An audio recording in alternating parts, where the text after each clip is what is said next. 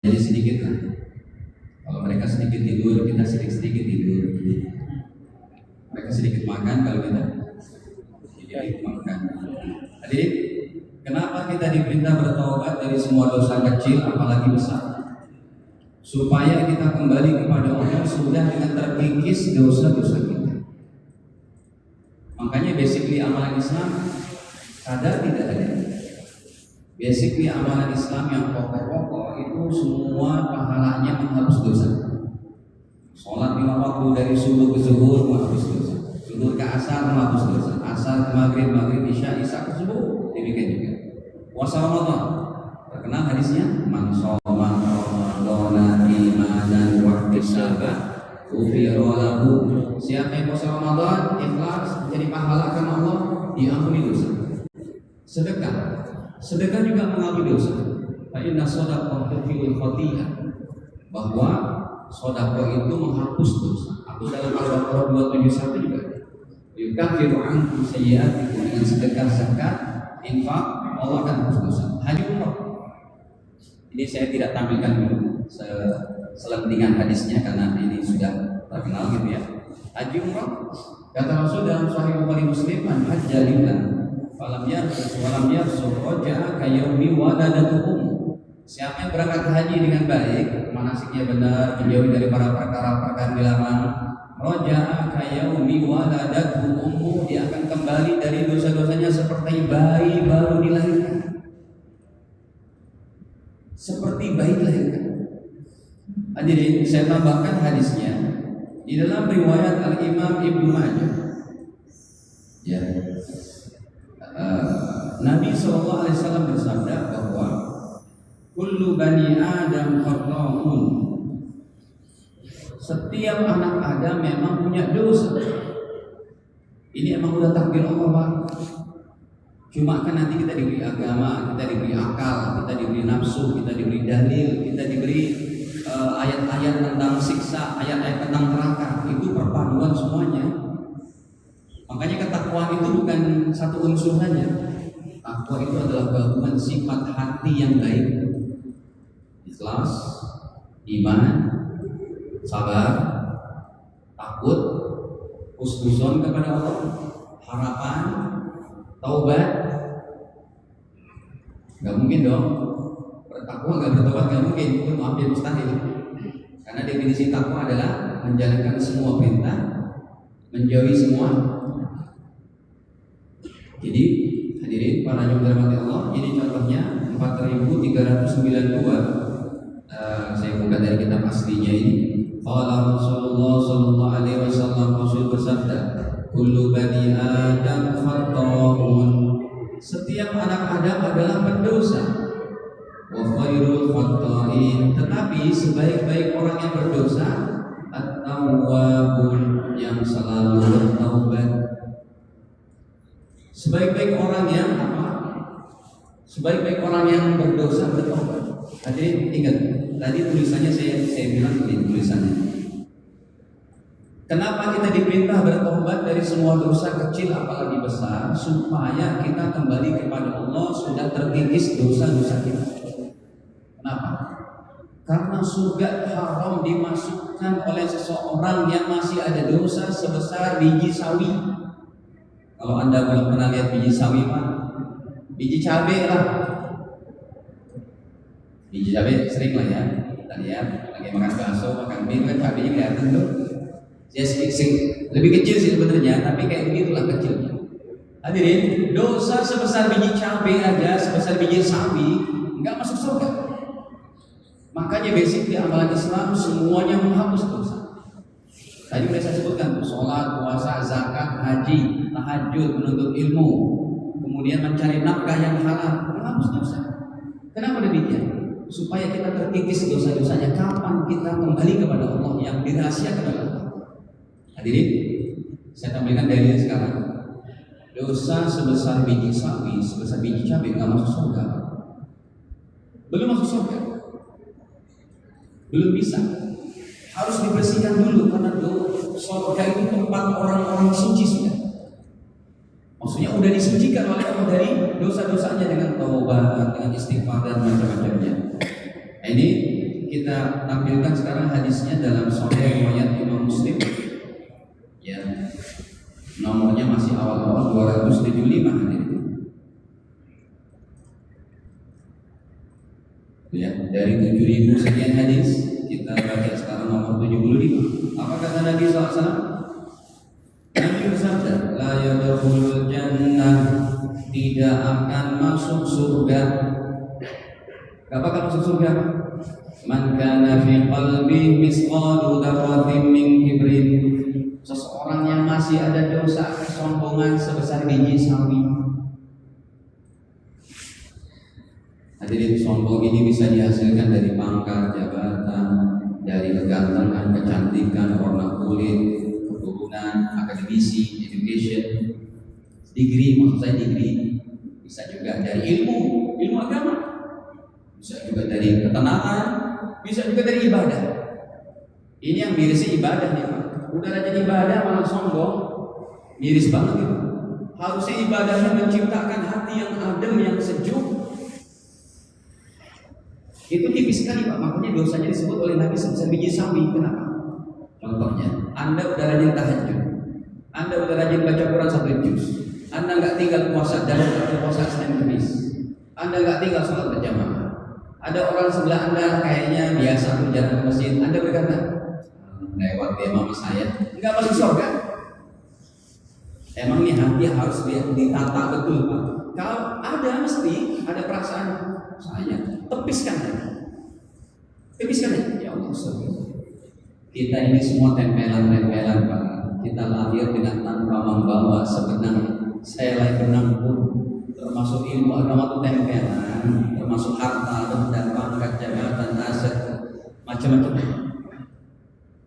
Emang ini hati selalu harus bersih. Inilah yang disebut dengan ilmu tasawuf. Kalau bahasa Qurannya itu tazkiyatun nufus. Tasawuf bukan ilmu bid'ah, bukan ilmu sesat. Itu adalah sebuah interpretasi dari Al-Quran yang banyak ayatnya. Wa yuzakkihim, Allah mensucikan kalian. Tazkiyatun nufus bahasa ini, kebersihan jiwa. Itu sangat tipis sekali Pak. Jadi gini contohnya. Itu kalau dari segi ibadah, dari segi harta. Saya contohin aja biar gampang. Contoh orang nggak masuk surga karena kesombongan sedikit sebesar biji sawi. Gini, Anda, saya sebut mobilnya ya Pak. Mobilnya inovasi ini terbaru. Tetangganya Kijang Doyok Pak. Masih ingat Kijang Doyok? Ini main mobil kan? Kijang Doyok Pak ini.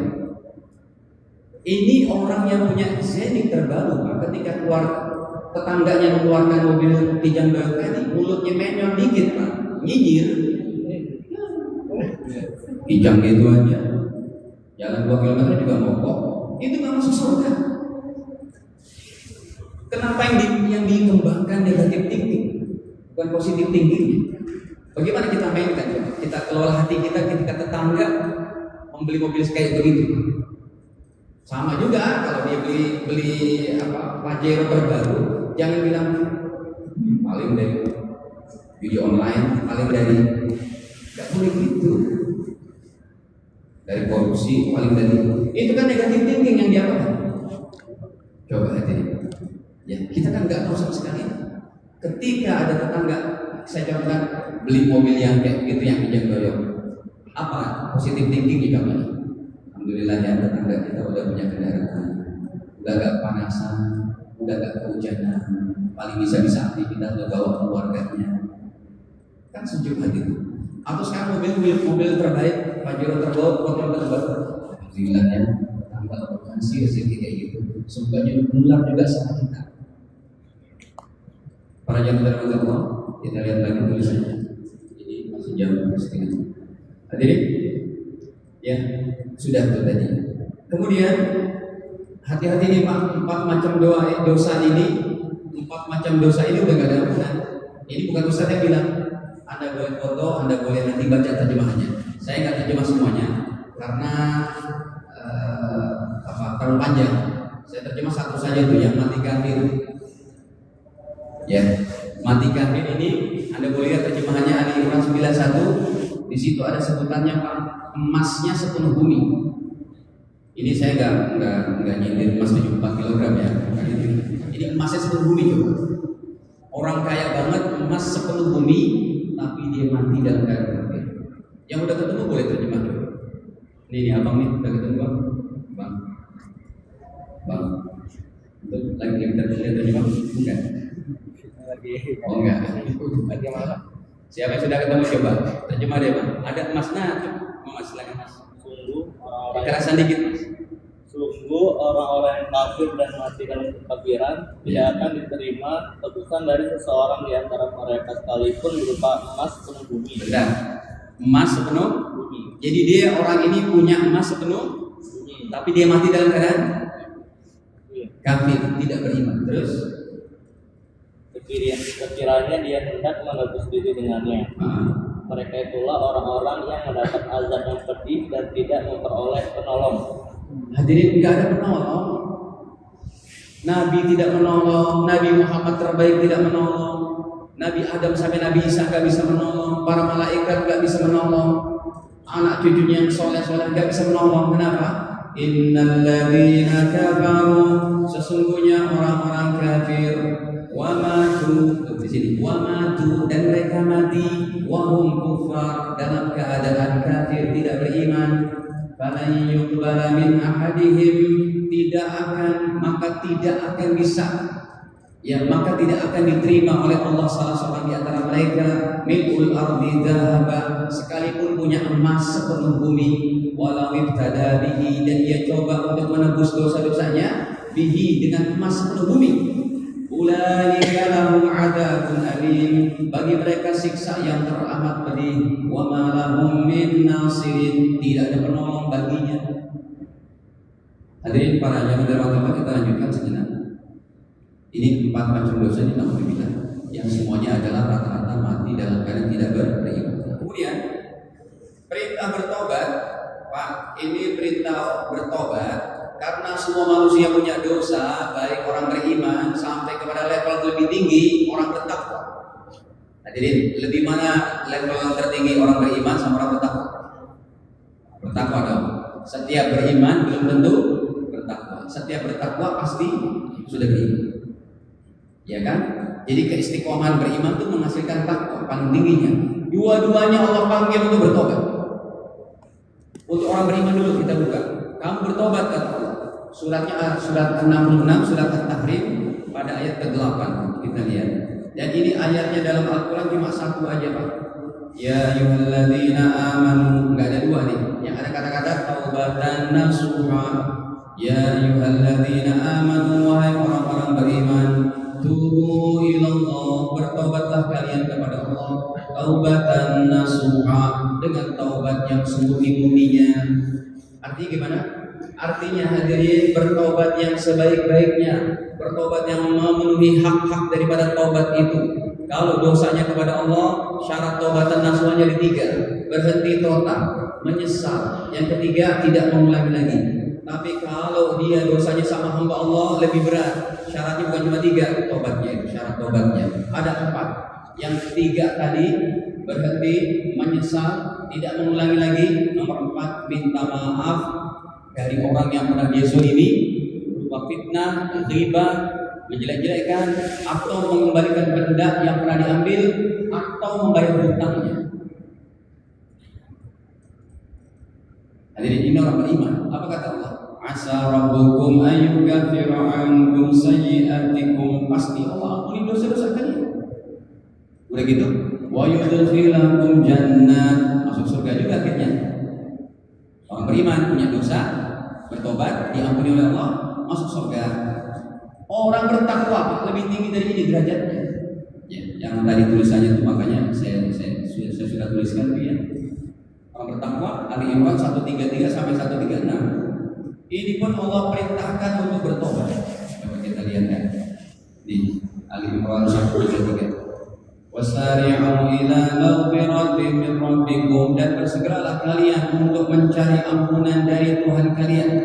Wa jannatin 'arduha as-samawati wal ardu, dan bersegera mencari surga yang luasnya selangit dan bumi. Wa'iddat lil muttaqin, yang surga disediakan oleh Allah untuk orang-orang bertakwa. Cuma beriman, bertakwa. Siapa ciri-ciri orang bertakwa? Yang pertama, alladzina yunfiquna fis sarra. Mereka adalah orang-orang yang senantiasa berinfak, bersedekah, sarra, fis sarra, dalam keadaan senang, wa dharra, dalam keadaan susah. Hebatnya Pak agama Islam. Dalam keadaan senangnya tetap berinfak, lagi susah pun Allah perintahkan berinfak. Itu ciri orang bertakwa. Anda lagi kena kebanjiran, Pak, yang lagi beres barang-barang, tetangga ada yang hanyut tuh apanya, sepedanya, Anda kerja juga, Anda bantu, itu ciri orang bertakwa. Jadi agama Islam ini indah banget, Pak. Kita dalam keadaan senang dan susahnya diperintahkan tetap untuk memikirkan orang lain, supaya orang lain pun mendapat manfaat dari kita, supaya orang lain pun hidup enak dari kita seperti itu. Makanya prinsip dalam bekerja itu, Islam mengajukan kita bekerja bukan cuma jadi karyawan. Kalau memang udah mentok nih, karyawan jadi mentok ya. Kalau memang bisa, yang terbaik apa dalam Islam? Yang Anda mendapatkan pahala sekian banyak, Anda bisa membuka lapangan kerja. Benar, itu hebat banget.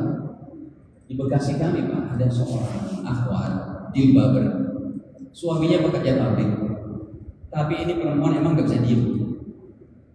Bang, kalau emang saya nggak boleh kerja, nggak usah deh, kan gaji abang cukup. Boleh nggak bang saya kerja dari rumah? Silakan. Dia kerja dari rumah, Pak. Dia buat donat. Sekarang karyawannya ada 7 orang. Pakai motor yang ngantri ke pabrik-pabrik seantero Jakarta, Jakarta Timur, Bekasi, Karawang, kan pabrik semua. Dan setiap pabrik mesti ada kantin-kantinnya. Disetorin ke situ, Pak. Dari pikiran seorang wanita jilbaber yang ingin memberikan manfaat orang lain, sampai 7 orang kepala keluarga bisa menghidupi keluarga. Mas-mas punya motor, berangkat pagi ngantar apa? Pernah lihat Pak tukang donat? Ngantar satu box. Para jamaah itu disuka banget sama Allah. Itu sifat orang bertakwa. Dia baik, orang lain juga jadi baik. Dia bisa makan, orang lain juga bisa makan. Wal kadhibina orang bertakwa adalah orang yang menahan amarah, wal 'afina 'anil nas. Orang bertakwa adalah orang yang memaafkan. Wallahu yuhibbul muhsinin, dan Allah sangat suka kepada orang-orang yang berbuat kebaikan. Dilihat 135-nya. Siapa orang bertakwa?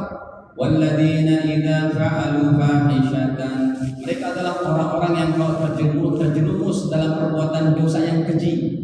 Rata-rata ahli tafsir menyatakan dosa yang keji ini kayak perzinahan, pembunuhan, minuman keras, homoseks atau yang lainnya, naudzubillah.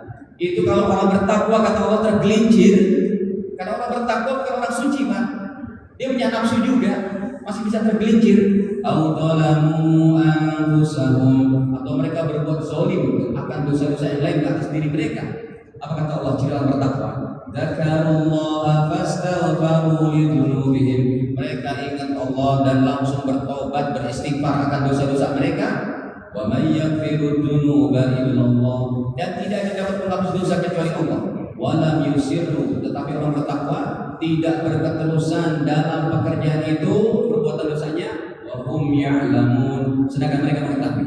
136-nya, ulaika jazaohum maghfiratun min rabbihim, bagi mereka ampunan dari Allah, wa jannat, akhirnya masuk surga juga.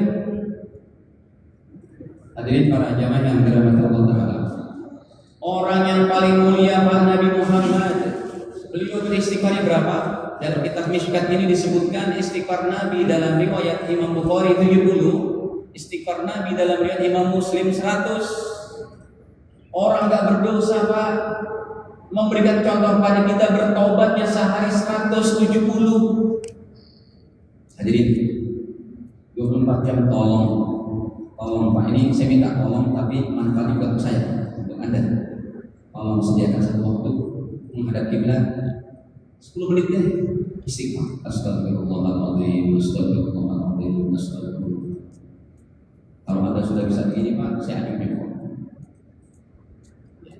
Artinya, ya Allah ampuni dosa saya, ya Allah ampuni dosa saya. Nah, ini coba saya buka dulu.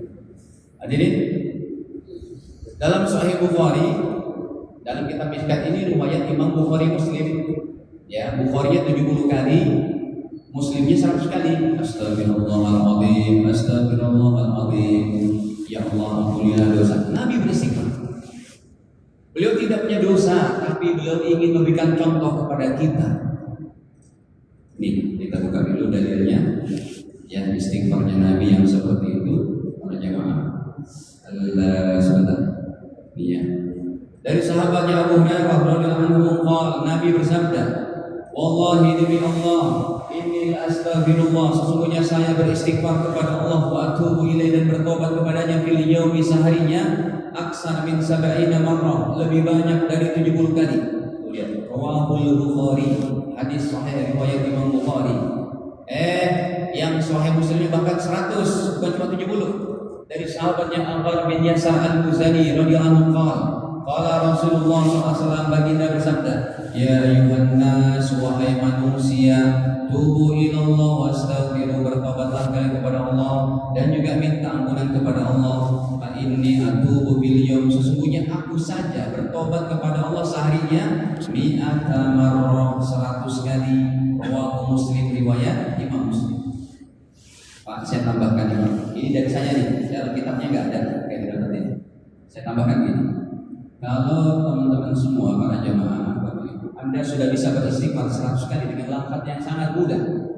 Boleh pakai tasbih yang melingkar, boleh pakai tasbih digital, boleh juga pakai tangan jari jemari.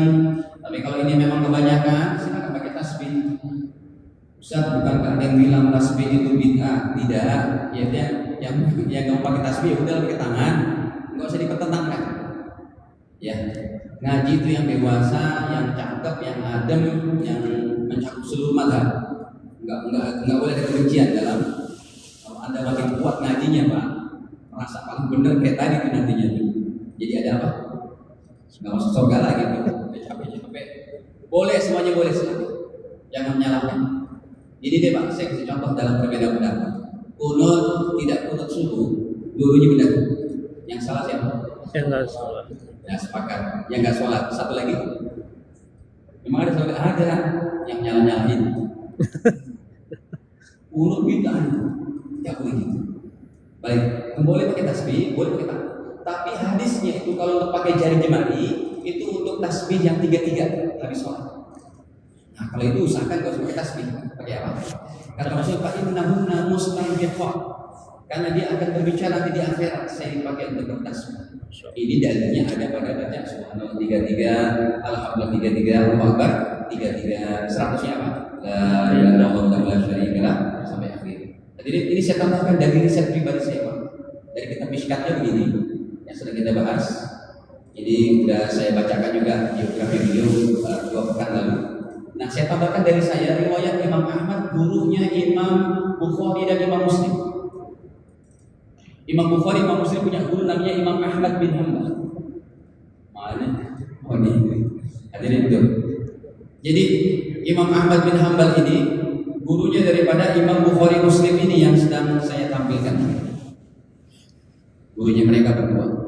Kalau Anda sudah bisa baca 100 kali Astagfirullahaladzim, tolong ditambahkan dengan riset saya ini Pak, nomor 10.610. Kenapa? Lafaz istighfarnya berarti ditambahkan aja begini, ya. Jadinya apa? Lafaz istighfarnya Astagfirullah li wa li walidayya. Jadi ada ditambahkan dikit saja. 100 kali. Kenapa Ustaz? Kita baca hadis ini. Riwayat daripada Imam apa itu tadi? Riwayat daripada Imam Ahmad. Hadirin, ini kitabnya pun sudah lumayan jauh ya, karena enggak ada dalam kitab Mishkatnya nih. Nomornya 10.610. Dan Imam Ahmad bin Hanbal dalam biografinya, dalam kitab Syiar A'lamin Nubala, beliau konon hafal 1 juta hadis. Ini murid Imam Syafi'i. Imam Bukhari tidak akan ketemu sama Imam Syafi'i. Imam Bukhari ngajinya dari murid Imam Syafi'i, yaitu Imam Ahmad atau Imam Hambali. Makanya ulama-ulama terkenal ini yang soleh rata-rata murid guru. Baik. Imam Syafi'i pun muridnya siapa? Imam Malik. Ini hadisnya tadi. Qala Rasulullah SAW, Rasul bersabda, Inna Allah Azza wa Jalla, sesungguhnya Allah yang Maha Perkasa lagi jalannya hilang nih, Mughrajumin. Sesungguhnya Allah yang Maha Perkasa lagi Maha Mulia. La yanfa'u darajata lil abdi sholih. Sungguh Allah mengangkat derajat orang tua kita yang baik, yang soleh, yang sudah mengajarkan agama, mendidik kita, merawat kita dari kecil. Diangkat derajat dari mana orang tua kita? Fil jannah, di dalam surga. Lalu orang tua kita yang kita istighfarkan kayak tadi, astagfirullah wa walidayya, mereka keheranan, mereka langsung bertanya kepada Allah di alamnya. Ini ceritanya orang tua kita udah meninggal. Fayaqul, orang tua kita bertanya, ya Rabbi anna li hadhihi, ya Allah, ini dari mana saya dapatkan derajat ini? Kenapa derajat saya naik terus ya Allah? Saya udah meninggal, saya udah gak sholat, udah gak puasa, kenapa derajat saya naik terus? Saya udah mati ya Allah. Heran aja sih. Fayaqul, Allah menjawab, bistighfari waladika laka, ini karena istighfarnya putra putrimu untuk. Makanya tadi saya katakan, kalau Anda sudah mengamalkan astagfirullahaladzim dengan dalil 10.610, tolong ditambahkan apa ditambahkan? Astagfirullah wa walidayya. Berarti kalau Anda beristighfar kayak begitu, maka Anda seperti apa? Sekali dayung 2-3 bulan terlampaui berdasarkan hadis Imam Ahmad tadi. Kalau Anda beristighfar astagfirullah wa walidayya, maka 3 bulan terlampaui. Pertama, dosa kita diampuni 100. Yang kedua, dosa orang tua kita diampuni 100. Yang ketiga, orang tua kita diangkat derajat di surga setiap hari 100 tinggi. Saya kan sebagai pelajar hadis ini, ya, sekalipun kita sempat mengencam pendidikan S3, tapi mohon maaf, ijazah S3 saya belum saya ambil, makanya saya nggak berani di sini nulis doktor gitu, MA aja dan kalau MA ada ijazahnya, asli ijazahnya ya maaf. Sebab disertasi saya masih nyangkut karena saya mau kerjakan di sini nggak boleh sama profesor hadis ini. Jadi sampai profesor hadis kita bertiga. Ya kalau mengerjakan di sini selalu kalau ada itu insya Allah. Judulnya pun kita diberikan 5 judul sama profesor hadis kita. Maksud saya ini hasil riset pribadi saya. Setelah saya mengetahui hadis ini, Pak, alhamdulillah saya nggak pernah tinggalkan ini. Saking saya ingin berbakti kepada orang tua yang sudah meninggal. Cuma dengan nambahin sedikit, Pak. Astagfirullah wa walidayya. Itu ya. Jadi terakhir, tidak ada orang yang sempurna, tidak ada yang tidak bagus. Ini saya mengingatkan diri saya dan jamaah dan teman-teman semua untuk kita tetap senantiasa dalam keadaan standby, bersiap-siap untuk kembali kepada Allah dengan bertobat. Makanya, gimana caranya? Pertama, selain yang ini saya sebutkan nih, nggak usah pakai tulisan, saya sebutkan yang pertama. Tiap malam hadirin sebelum tidur usahakan berwudu dan sholat tobat berkah. Usahakan. Yang kedua, beristighfar kayak begini, seperti apa? Astagfirullahaladzim. Yang ketiga, tetap menjalankan basically amalan Islam yang tadi, sholat, puasa, zakat, kalau mampu haji dan umroh. Ini menghapus dosa. Bahkan haji satu-satunya dalil terkuat yang lafaz hadisnya begini. Kamu kalau berhaji dengan baik, dosamu hapus seperti bayi baru di. Kemudian banyak sedekah, demikian juga banyak hadir dalam majelis ilmu. Setelah kajian ini dosa kita diampuni. Demikian juga langkah-langkah kita ke masjid. Satu langkah diangkat derajat dalam hadis Bukhari Muslim, satu langkah dihapus dosa. Demikian juga tasbihat yang kita baca setiap hari sholat, subhanallah 33 itu dalam hadis Sahih Bukhari Muslim disebutkan itu adalah menghapus dosa sekalipun sebanyak buih di lautan. Dan masih banyak lagi. Semoga Allah mudahkan kita untuk mengamalkan apa yang kita bicarakan. Saya mohon maaf kekurangannya. Kita akhiri dengan doa majelis. Subhanallah. Assalamualaikum warahmatullahi wabarakatuh.